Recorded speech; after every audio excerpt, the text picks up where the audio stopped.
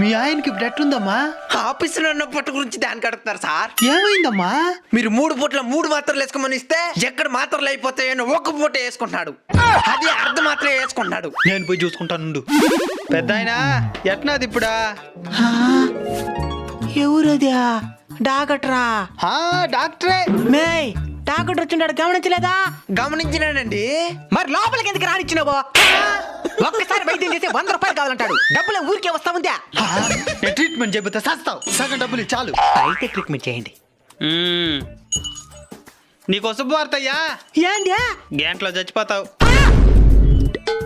రే పెద్దోడా, ఇక్కడ ఉన్నా నాయనా. సిన్నోడెక్కడా? నా పెళ్ళావా? ఏమండి మనవుడు మనవరాళ్ళు ఎక్కడ్రా? అందరూ ఇక్కడే ఉన్నారు నాయనా. మరి అందరూ ఇక్కడే ఉంటే ఆ రూమ్ లేదు ఫ్యాన్లు తిరిగేదే.